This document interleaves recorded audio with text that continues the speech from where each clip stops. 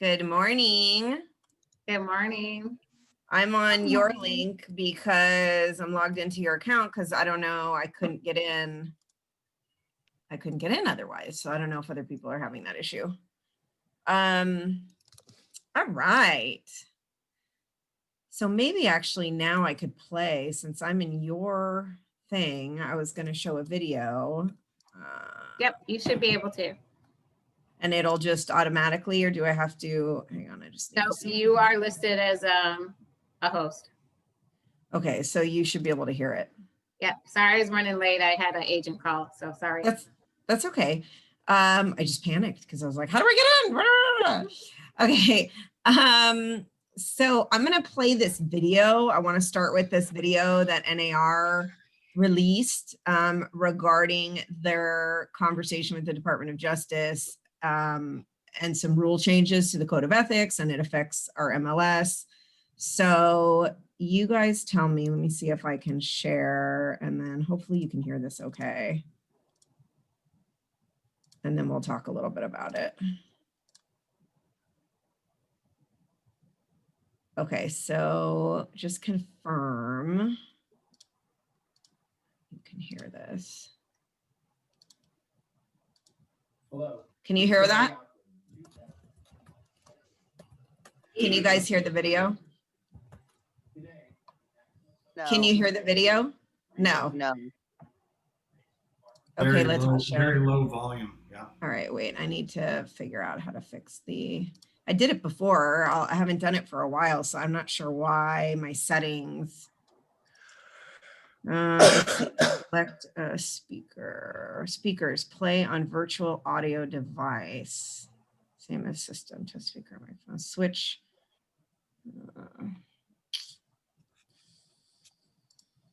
Do you know off the top of your head, Latasha, if it's in my video settings or if it's in my audio settings? I don't remember. It should be in your audio settings, and if you want to send it to me, then I can also play it too, if that is an easier fix. It's probably a faster fix. There's a Zoom setting that says share my audio down. Yeah, I don't know where that is though. Where is it? It should be when you may have to unshare when you hit share your screen, and when your icons or your web browser tiles pop up, it's at the bottom left-hand side and it says share audio. So like the bottom left-hand side of what? Of your screen, in terms of when you click share screen, and then it's going to show all of your web browser windows. And then at the bottom of that, thank you. Say, okay, I got it. Thank you. No worries. And then optimize screen sharing for video clip. Let's try that. I did put it in the chat box. That way people can see it too. But now we should be rocking. Let's check it out. Give me the thumb. Oh, I can't even see you now because hang on a second. I'm not going to optimize because then I can't see you. So I'm going to go here and then you're going to give me a thumbs up that you can hear this thing. Yeah, it's just low, but we can hear it. I'm Charlie Alpler, the 2021 president of the National Association of Realtors. Today, the National Association of Realtors reached an agreement with the United States Department of Justice, DOJ, to make certain changes to the Code of Ethics and MLS policies regarding providing information about commissions and MLS participation. While our rules and policies have created a competitive and efficient market that benefits home buyers and sellers, we sometimes engage with government entities to ensure that NAR's rules are kept current and promote those goals. Grounded in our commitment to act in the best interests of buyers and sellers, we regularly update our rules and policies to protect consumers and provide transparency. In response to questions from the DOJ, we have been working to explain our rules, and we have reached an agreement that fully resolves the questions raised by the DOJ about the MLS system and commissions. We want to be absolutely clear. While NAR disagrees with the DOJ's characterization of our rules and policies, and NAR admits no liability, wrongdoing, or truth of any allegations by the DOJ, NAR has agreed to make certain changes to its rules to address the questions raised by the DOJ. This agreement allows NAR to remain focused on supporting you, our members, as you preserve, protect, and advance the American dream of homeownership. Furthermore, the agreement does not subject NAR to any fines or payments. Here's what you need to know about how it will impact you and your business. Although final language of the rules will be determined by NAR's board of directors, most of the changes seek to more explicitly state what is already the spirit and intent of NAR's Code of Ethics and MLS policies regarding providing information about commissions and MLS participation. Number one, in accordance with MLS System's long-standing focus on creating an efficient, transparent marketplace for home buyers and sellers, the amount of compensation offered to buyers' agents for each MLS listing will be made publicly available. Publicly accessible MLS data feeds will include offers of compensation, and buyers' agents will have an affirmative obligation to provide such information to their clients for homes of interest. Number two, the rule changes reaffirm that MLSs and brokerages, as always, must provide consumers all properties that fit their criteria, regardless of compensation offered or the name of the listing brokerage. Number three, while NAR has long encouraged buyers' agents to explain how they expect to be paid, typically through offers of cooperative compensation from sellers' agents, there will be a rule that more definitively states that buyers' agents cannot represent their services as free to clients. And finally, with the seller's prior approval, a licensed real estate agent will have access to the lockboxes of properties listed on an MLS, even if the agent does not subscribe to the MLS. We expect these changes to take effect in about 60 days, during which time they will be subject to approval by both our board of directors and the DOJ. For additional questions, please refer to the FAQs and other information that will be made available on nar.realtor. If your question still has not been answered, contact Katie Johnson, NAR's General Counsel and Chief Member Experience Officer, or Leslie Muko, NAR's Deputy General Counsel. Thank you for your time today. All right. So interesting, right? What does this mean to us? So I just want to go through each of the items and address them specifically, and just to clarify for you guys so that you know and are aware of what you need to be doing, and then also should not be doing, and maybe what people have done in the past, which is no longer going to be acceptable. So one is the amount of compensation to a buyer's agent will be made public. Right now, we see that in the different views in the MLS that are realtor specific, right? So you have your views that you send to the clients. They don't typically see anything in regard to compensation. They may see the listing brokerage's name, but they don't see like the listing agent, all of that. Anyway, so the amount of compensation offered to the buyer's agent will be made public. So wherever it says whatever they're offering in the MLS, 2%, 2.5%, 3%, whatever it is, that is going to be made public. So when you do send everything out to the clients, they'll know. Now that's, again, a disclosure issue, which do they care about that? I mean, the issue behind it is that people, what they're countering, and not that everybody does this, but what they're countering is realtors who tell buyers that their services are free to the buyer, meaning they don't have to pay anything. Now there's a difference between the buyer not having to pay anything and your services being free, correct?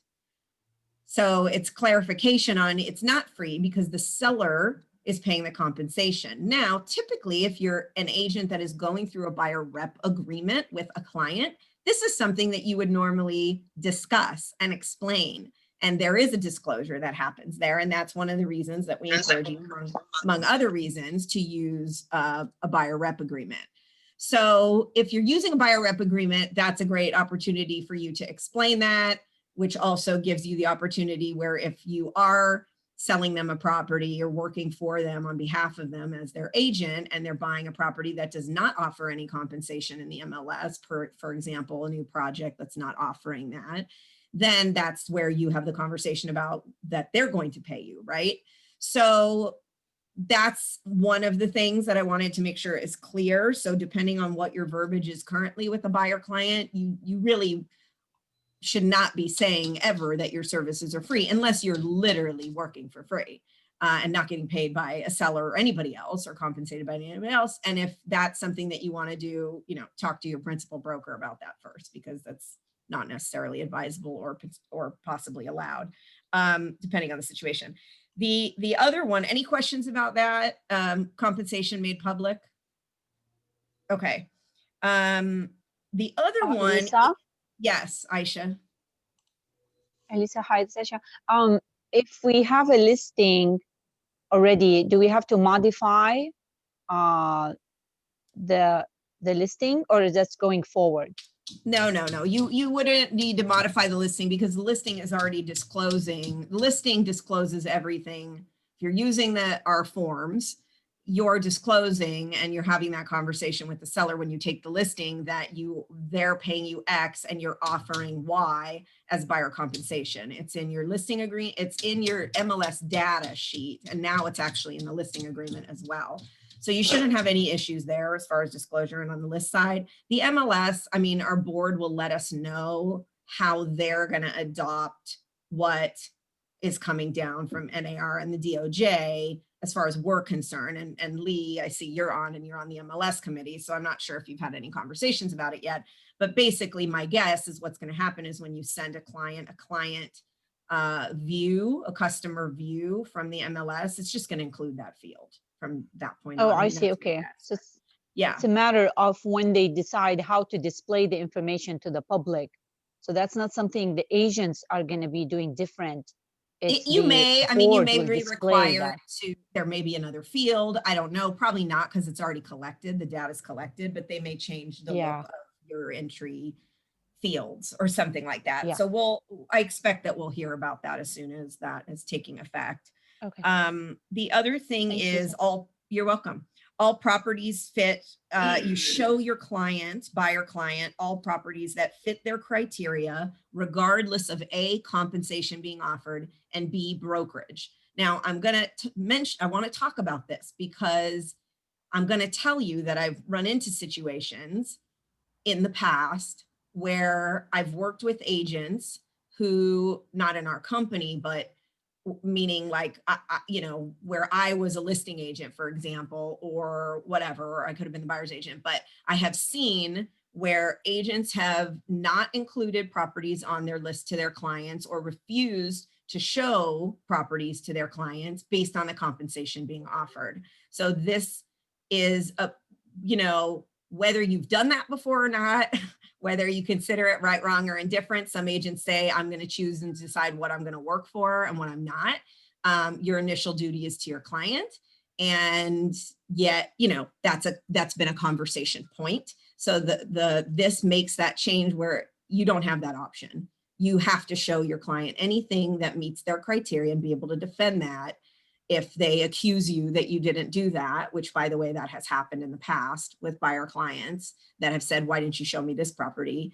This one meets my criteria. So you got to be really aware of that and really careful and make sure that they're getting that. So if you're filtering stuff before it gets sent to the client, be aware. You really might want to keep them on a general search that shows their criteria and then have the conversation about narrowing it down, or talk with the client about that prior to sending them listings. Jeannie, you have a question? Well, I just kind of have a remark. I'm kind of pleased about this because it's one of my pet peeves. I don't even look at the commission because my responsibility is to taking care of that buyer. I like that they're going to be able to see it. I like that those of us that do the right thing are going to stand out even more. Well, thank you for I- that. I I mean, and it's another believe reason that. for the buyer rep too. So here's another thing. And by the way, most of the stuff doesn't change anything that we're already doing if we're Right. doing it that way. That's Right. Like you said, it's just more visible to the public. And that was their DOJ's complaint about that. You know, it's to discourage anybody who is doing something differently that maybe should. It's just more transparency. But again, with the buyer agreement, the whole purpose of that also, again, the buyer rep agreement discusses this exactly. So if you as an agent say, I'm not going to work for less than X, I'm going to get paid X if I'm going to represent you as a buyer, you have the option to make that clear in the buyer rep agreement. Meaning if you want to work for, and you know, we're within the same company, so I'm just going to say it, if you want to work for 3% on the buy side and you're not going to work for less than that, and there's properties that meet the client's criteria that are offering 2% in the MLS, what do you need to do on the buyer rep agreement before you even go into that situation? What's an idea? I mean, what would you do? What do you have the opportunity to do? Have an agreement with the buyer to make up that difference as your rep. That's exactly right. So if you know that and you say that and you want that to be your business practice, you have that conversation with the client and you say, hey, just so you know, this is what I charge. And if this much is not offered, if only X is offered by the listing company, you know, you're going to, I'm asking you to make up that difference. Now, you may never do that. You may say you're going to do that. That's your call and you're going to run your business the way that you want. If you want to talk to us about it, you can. I'm just telling you that's an option. And if the buyer agrees, great. And if they don't agree, you need to make the decision about what you want to do. Questions. Let me just look and see. Let me look in the, Lee says MLS has not addressed this yet. That's another reason to have a buyer rep. Yeah. I mean, come on, you guys, a buyer rep agreement is good for many reasons, including this. And then Andy says, does the listing brokerage display to the consumer? So currently, Andy, they don't. And that's what they're saying is it's only displayed in the MLS in a way that we can see it, meaning other realtors, other members. So they don't see it currently. And that's one of the things that's going to change. How does the buyer do what, Riley? How does the buyer make up that difference? What does that look like exactly? Does that They look pay like it. them? They pay it at closing. Can they typically. Can it come out of the financing or like is that? Nope. No, they so have to that's have the cash money. on top of the deal. Correct. Okay. Yeah, they would have to be able to do that. So good question. The next thing is Lisa. working with certain, oh yeah, Michelle, go ahead. Hi, good morning. Good morning. I think one of the really great things about this is going to encourage listing agents to more fairly compensate buyer's agents. Because I've seen the trend in our MLS recently, more and more agents are doing 2.5, 2, I've even seen 1.5, and they're taking a 5 or 6% commission, but they're not appropriately compensating a buyer's agent. And it isn't right for buyer's agents to have to shop and look and go, okay, let me show all the 3% listings first. We do want to put our customer first and take care of them, show them everything. But I think the fact that the buyers can now see it, it will encourage some listing agents to change some of their compensation models because they know that it's going to be transparent, not just to the MLS. Yeah, I mean, that's an interesting point, and it could level the playing field there in terms of compensation. Here's the danger that I see also in that is just to be aware of for us if we are going to start having these conversations, because typically those conversations don't often happen with the buyer other than, as we mentioned, with the buyer rep agreement. Now, if they're comparing or if they're getting all of these listings and they're seeing variations, there may be a conversation or a buyer may ask you a question like, well, what's a standard commission? What's typically offered? And remember, these are the things that we have to be really careful about how we discuss, right? There isn't. There is no standard. There is, so we may need to refresh ourselves on what we really can and cannot say. So Michelle, that might be a good topic for our risk management training. You know, our next round of the risk management training. Sam, you have a question? More, yeah. I was wondering if we're going to have some scripts for like the sellers. I can imagine, you know, you're going to a seller with your listing presentation and they're saying, oh, well, I looked and everyone at Cam Sands is only paying 2.5% to the buyer, so why should I pay 3%? Those kind of. Yeah, you're right. Good scripting around that, because now if they do go start to look at what other, I mean, that's the other thing, what other brokerages are doing, what other brokerages are offering, what other, you know, that may influence their decision about who they're going to list with. You're right. It's now an additional thing that it's usually covered. And I think in general, it's probably going to be okay. However, there will be situations that come up that probably we're not used to. So I like the idea of scripting around that and being proactive there. The other big thing that I want to mention about that one is in regard to not working with certain brokerages. And I can tell you that I have run into a situation with a different brokerage, not us, but a different brokerage, and I won't mention who, that specifically told me they do not show any of the listings of such and such brokerage, another brokerage, which, you know, at that time, the question that came to my mind already was in regard to whether that was boycotting or not. And I did look into it. And the response that I got from the people that I spoke to was that it wasn't boycotting at the time. And it was probably about 2 years ago. And that it was up to the brokerage. It was the brokerage's discretion. And they could certainly choose not to show listings of a brokerage. And so here you go. Right. So when this came up, I went, oh, very interesting. So now they're saying you can't do that. So you cannot decide that because you don't like to work with somebody or something happened or situation that you're going to not show the listings, which of course, the whole purpose of this is to work on behalf of the consumer, regardless of your own whatever situation.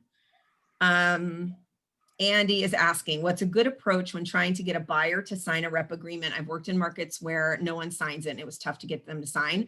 Andy, that's a great question. It's an age-old question, and I'm going to tell you what's worked best for me in the past and what we've taught. I'm just going to give you one tip, and then I would say if you're in coaching, talk to your coach and run some scripts and dialogues around it. But really, basically, I'm just going to tell you, if you go through the buyer consultation, if you actually do a buyer consultation with them before you go out and show them property, which is what we teach you to do, and you use the Keller Williams template of the buyer consultation, or you customize it and make it your own, it is an easy transition to the buyer rep agreement. It becomes part of your packet and it's super easy. And you can talk to agents in our office that use them religiously because they can tell you what they do. I mean, I know the Potts use them, and we have a lot of people in the office that do. So my number one suggestion would be do the actual buyer consultation. Don't cut corners on that and just make it part at the end. It's one of the documents you go through in the buyer consult. You go through it, you build a relationship, you ask questions, there's a trust,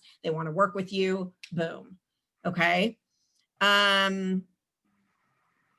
Stacy's asking, does a buyer fee show up on their final statement? Would it be something they can write off? I'm not sure, Stace, about that. That's a tax question.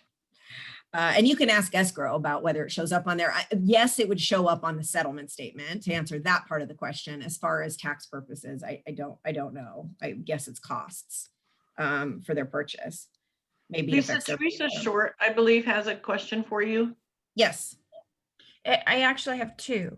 So yes. I just saw a listing that went up yesterday or the day before.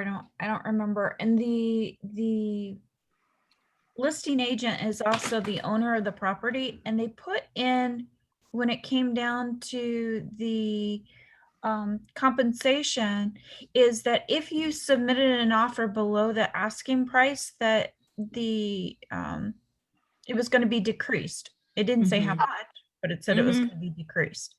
So one, how do you even look at that one? And then two, is that even legal? Yeah. Variable. It's variable commission structure. So it's rare. We don't see it very frequently, but people can do it.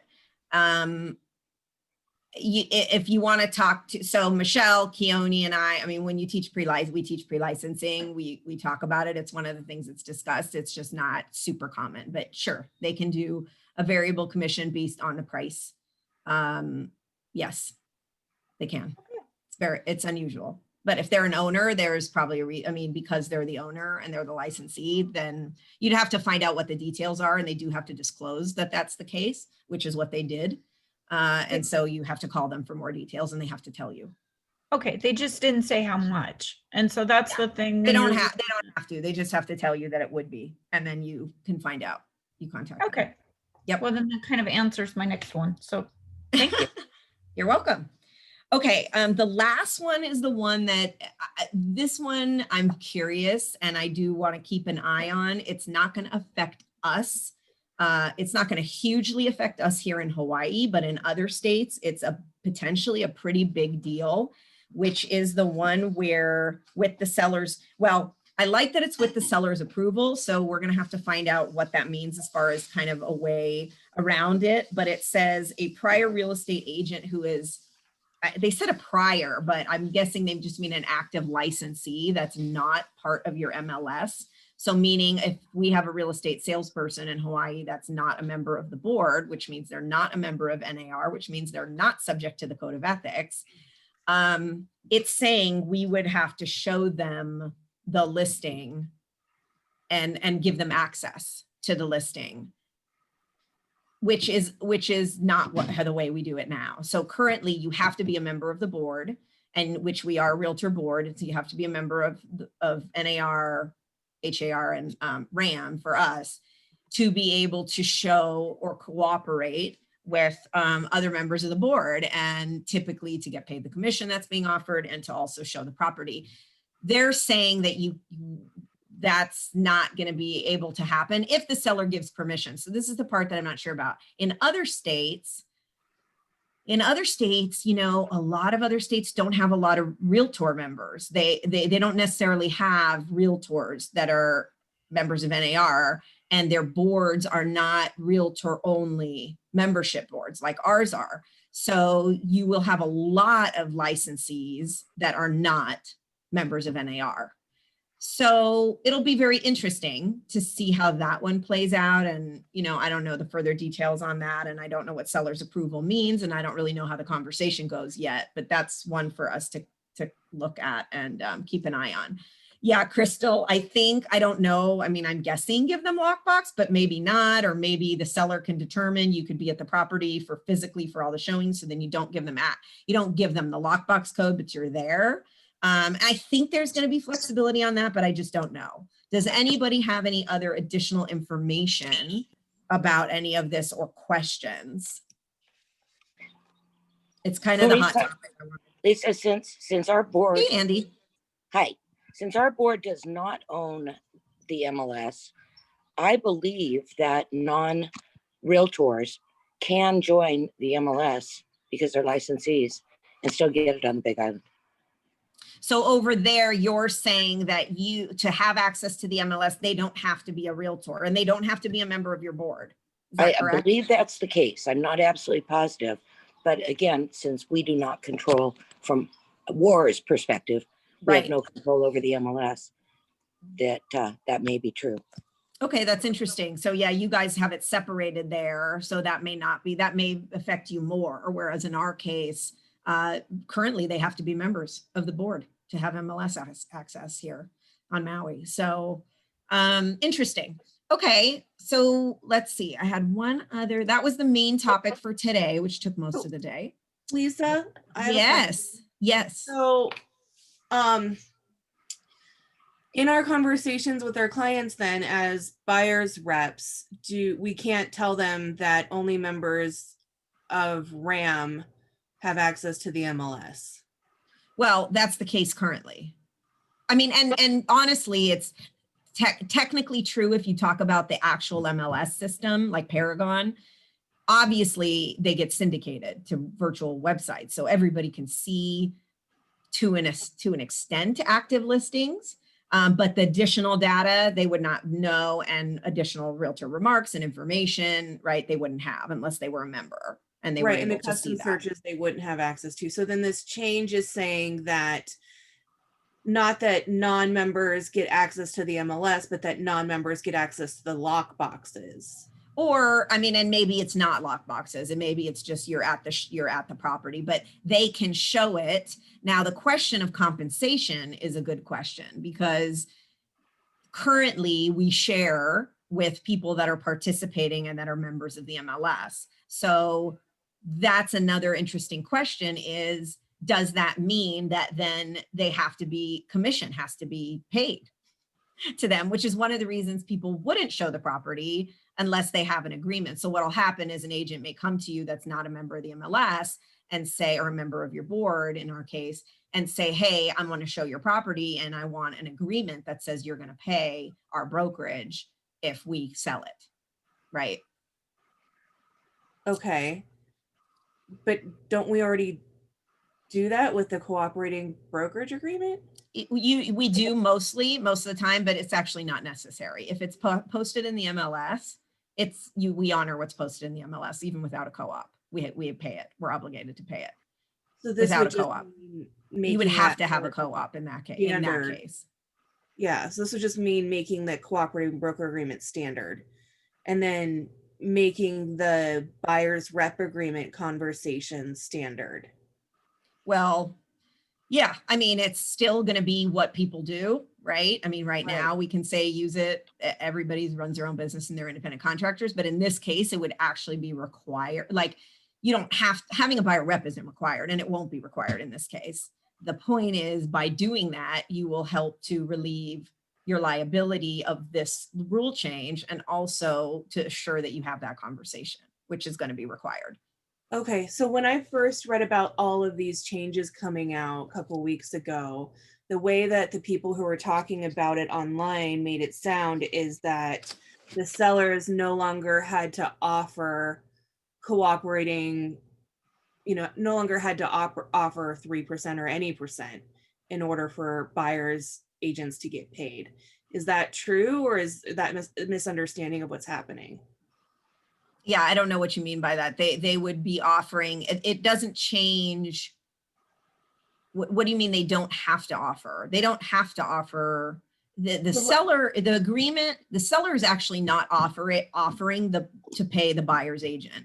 The broker, the listing brokerage is actually paying the buyer's agent. The seller it's disclosed to the seller and the seller agrees to it, but and it's the seller's money that the listing company is collecting, but the agreement between the seller is with the listing company, not with the buyer's brokerage. So when I was reading it online, what they were saying is that the seller's agent and the seller no longer had to offer 1%, 2%, 3%. They could literally put the listing on the MLS with 0% cooperating. And then it was up to the buyer's agent to then negotiate.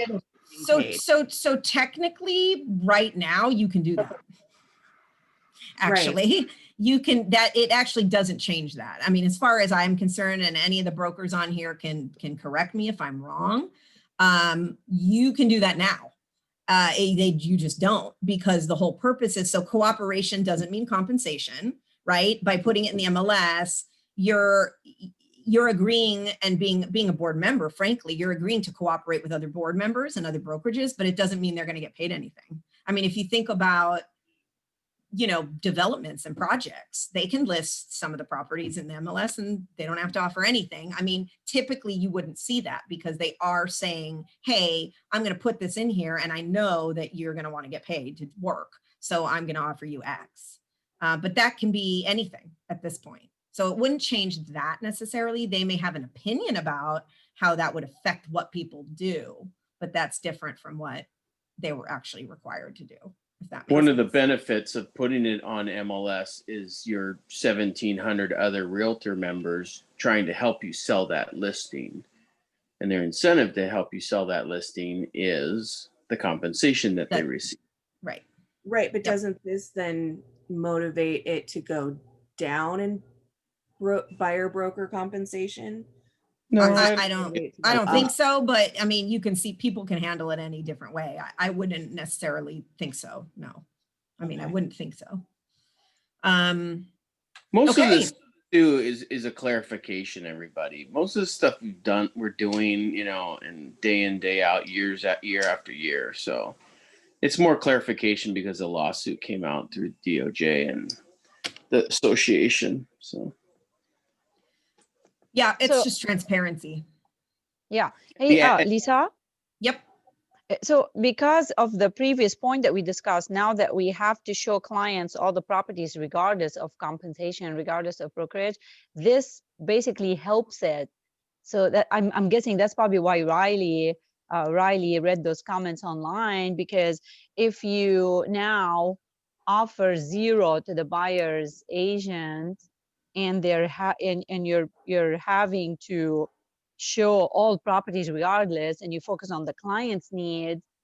So this may imply that we now can lower the compensation to the buyer's agent and get away with it because they have to show it anyway. Yeah, I mean, you can. The key is going to be, it's still going to be up to you how you run your business and what you get paid. And maybe what you guys are saying is that, like, if I'm an agent and I think, well, they're going to have that conversation and they can get it from the buyer, which doesn't change the way they do it now, honestly, but maybe it puts more of a magnifying glass on the fact that, okay, I'm going to offer them less because they're going to go get it from the buyer. And if they can't get it from the buyer, too bad, they still have to show my listing. And so therefore I'm only going to offer 1%. I mean, it sounds like maybe that's what you guys are thinking that they would say. And perhaps some people would say that. I mean, frankly, that's not, you know, that's not good cooperation amongst people, however, sure, some people may do that, I guess. But again, it just has you have that same conversation with the buyer. And so then you decide, yeah, maybe you'll work with less people because if somebody's offering less and you don't want to work for that, you just choose not to work with the client unless they're going to pay you. And if they don't pay you, then you don't do it. So they may be feeling like it's putting that downward pressure on them. I'm kind of seeing what you guys are saying. I don't know. I don't know if it's going to shake out that way. We'll have to see what happens. We'll have to see what happens. I think it's great, Lisa, that they're getting this settled and doing it out of court, because our dues have been going to these lawsuits, you know, day in and day out, and now they can provide more benefits for us instead. Yeah, I agree, Andy. And I like what they said about it. They said, look, we're not saying we did anything wrong because frankly, like Keone said, we've been running this way. It doesn't really change what we're doing in general, with the exception of a couple things like where people might have been doing business practices differently. But for the most part, it's really just about additional transparency of what we do and what our industry is doing. How the consumer takes that, honestly, you guys, is going to be up to us. I mean, yes, it'll be up to random people writing articles and people Googling and finding weird information about it. But again, just like in any other situation, it's a conversation. It's our opportunity to have a conversation with our clients for clarification, to help guide them and give them the information because we're the expert. So just like they may be seeing things that they see on Zillow, or I saw that this company is doing X, or they ask you these questions. So it's really just a matter of, but then when you tell them what the situation is, they trust that you're honest with them and you know what what to say. So that's why we talk about this, because I want us to have conversations about it so that it's not the first time you're having that conversation is when a client says to you, whatever, or maybe you happen to get the one person that has an issue, like that's the seller that says, hey, I saw what everybody's offering, and which is a scenario that could come up. So anyway, anything else on this, you guys? Okay, well, that's good. I think that's really my main thing. We don't have to go over any of the other stuff I have. It's very minor. We can cover it later. The last thing, though, is that I want to wish you all a happy new year. And I want to end with people telling us what they're grateful for from what happened this year in 2020 and what they're excited about in 2021. So I want to hear a couple of those. And Teresa has a question on family reunion. Yes. Oh, wait, you're muted. okay, I saw that today is basically the last day to get the early bird discount. And I remember on one of the meetings we had recently that we had a group of Maui agents coming together. Do we buy through our Keller Williams or do we buy through the website? So you have an option. You can buy through the website at the early bird discount as an individual ticket, which is I think 109 today. And you're right, that does end today. And then it goes up to 149, I think. Does anybody know? Something like that. I think it's 30 bucks or maybe, yeah, or 139, 149 or something. So you save a little bit of money. It's good to buy it today. Stacy is also putting together, Stacy Vinere on here, a group of 15, because if we buy 15 tickets together, they offer us a group discount. So she was trying to get in a group of 15 people. Now, I think she'll get it. You guys will get it. I mean, so far you have maybe 10 or whatever. There's no guarantee and you would have to wait. But I'm pretty sure that discount for the group of 15 still applies. Stacy, do you know if it still applies after today? It doesn't have anything to do with early bird. No, it'll apply after today. And then those tickets are as low as $80. So currently So I it's really have up to you. 6 on my list. I need 9 more for 15. That's the first group of 15. So so if you want to be on her, so put Teresa on your list. Gotcha. So just know that if we don't get 15, I'm sure we will, but like, I mean, we'll get 15. But if we didn't, then you would be paying the rate, which is still super cheap compared to what we normally pay. Thank you for asking. Yes. For what are the benefits of family reunion? Oh, that's a very good question. Super loaded, but I'm going to give you the brief overview of why it's really important to go. Is number one, the panels, like the opportunity to hear people that are succeeding in their business at a really high level that Gary interviews, and that you can go to breakout sessions digitally and watch panels. You'll get a lot of takeaways with what people are actually implementing in their business that's working, that you can then take and implement in your business. That's number one. Number two is the networking. And even though it's not live and in person, there is still a lot of networking that goes on with other agents. So you can build a referral network, you can meet people, you can do little chat box things, you can see who's, in the different rooms. You can go on, there's a thing where you can have this constant thread of communication with people. So you can actually network.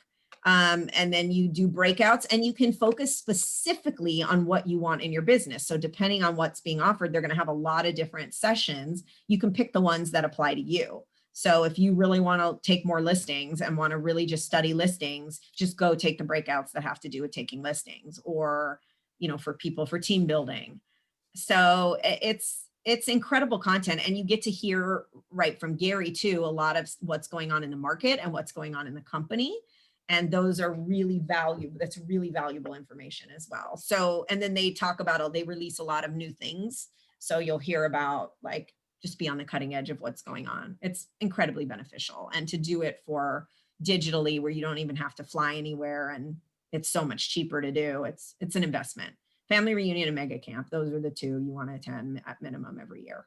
So is it going to pretty much be very similar to what mega camp was this year? I don't know about similar, and I don't actually know because it's digital again, and Mega Camp was totally different this year because it's digital, but the idea of having that kind of content and that kind of networking, yes. Family reunion typically is a lot bigger than Mega Camp, but who knows with the virtual, I'm not really sure. Yeah. Okay. Hey, Lisa. Yes. Is there any talk in the future, since we went to digital with Mega Camp and Reunion, that it will be free to the Asians? No, I have not heard that. Yeah. I mean, I know there's still a bit of a cost associated with producing it. Not the same as doing it physically, which is why it's a lot cheaper. Normally tickets are like $800, I think, for family reunion. That's what we normally pay when we fly there. Yeah. Yeah. Okay. All right, you guys, give me something that you're grateful for that happened in 2020.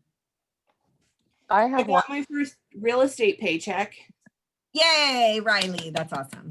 I love it. Joyce, what were you going to say? I capped. Yay. Awesome. Okay. I have and a what are you close today. Yes. Oh, awesome, Marcus. Yeah, you're on fire. Yep. I love it. And then what's going into 2021? What are you excited about? Tell me one thing you're excited about. I just got 2 more listings and another one coming up. Wow. This is the time. Ride the wave of high season. I'm excited to have a lot more real estate paychecks. That's great. You guys are awesome. Okay, well, happy new year and stay healthy and enjoy your time with people that you love. And I know it's been tough for some people this year. So it's this, it's tough. Challenges happen every year. I posted on my Facebook page today because every year I have a pop-up. I'll leave you with this. So every year I see this and it pops up on my Facebook page.